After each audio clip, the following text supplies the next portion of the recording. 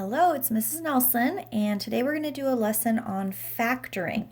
Now, factoring is really just using the distributive property in reverse. So if I see an expression like this, 4m plus 10, I want to see if there are any factors that are both 4 and 10 have in common. So let's see, I know 4 is equal to 2 times 2, and I know 10 is equal to 2 times 5, so I think 2 is a common factor. So I could rewrite 4 as 2 times 2 times m, and I could rewrite 10 as 2 times 5. Now, with factoring, or using the distributive property in reverse, I'm going to take whatever factor both of these terms have in common, which is the 2, and I'm going to pull that out to the front. So I'm going to pull that 2 out front, and then whatever is left is going to go inside my parentheses. So 2m plus 5. Now, if you think about what we learned in the last lesson about the distributive property, I should be able to use the distributive property to get me right back to where I started. 2 times 2m is 4m, and 2 times 5 is 10. That just proves that these are equal expressions or equivalent expressions. And we used factoring to get from this expression to this expression, but they are simply different ways of writing the same expression. Let's try another one. If I have 35x plus 15, again, I'm looking for a common factor of 35 and 15. And I notice that they both end in 5s, so 5 would be a common factor. So this would be 5 times 7x. That would give me 35x. And this would be 5 times 3. That gives me 15. So the number that I have, or the factor that I have in common, is the 5. So I'm going to pull that 5 out to the front. And then in parentheses, I'm going to put what I have left, which is a 7x plus a 3. And again, if I test that, that should equal 35x plus 15. 5 times 7x is 35x. I'm using the distributive property. 5 times 3 is 15. And there's an addition sign between them. So those expressions are equivalent.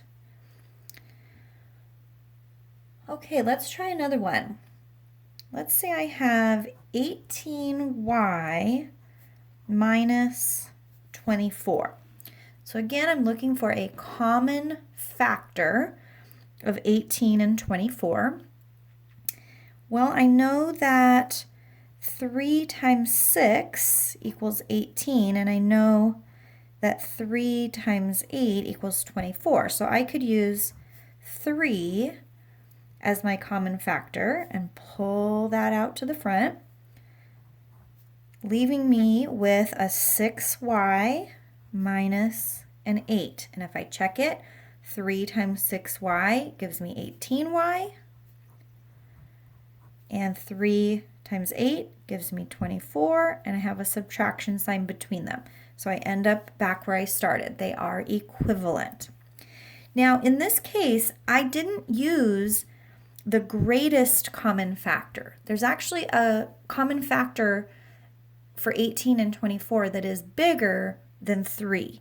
And you always want to try and use the greatest common factor when you can. It doesn't mean that this is not equivalent, because it is. This is another equivalent expression.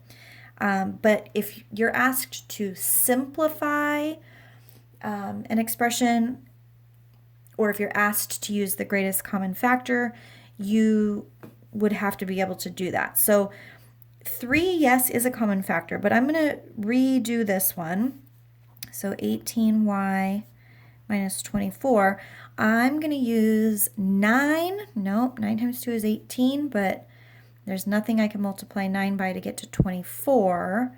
How about 6? 6 times 3 gives me 18, and 6 times 4 gives me 24. So instead of using 3 as my common factor, I can use 6, pull out that 6, and I'm left with a 3y minus a 4. Now, all three of these expressions are equivalent. They're just different ways of writing the same expression. And if I was using hands-on equations and I was to build this, all three of these would end up giving me the exact same build. Now, all of the examples I just showed you only had 2 terms, but you can have more than 2 terms and still factor it. So let's say I have 27a minus 9b plus 99. That has 3 terms, 1, 2, 3. And I'm going to look for a common factor of 27, 9, and 99. And I think that's going to be, the greatest common factor is going to be 9. I could use 3, but I'm going to use 9. 9 times 3 is 27. 9 times 1, or I could just say 9 times b, gives me 9b. And 9 times 11 gives me 99.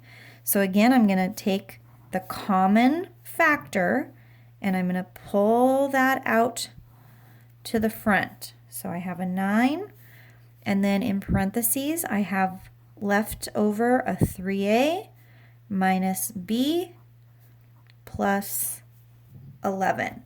And lastly, if I just double check, 9 times 3a gives me 27a. So I'm using the distributive property to check this. 9 times b, or 1b, just gives me 9b, and there's subtraction between them. 9 times 11 gives me 99, and there's addition between those terms. So I get back to where I started. These are equivalent expressions.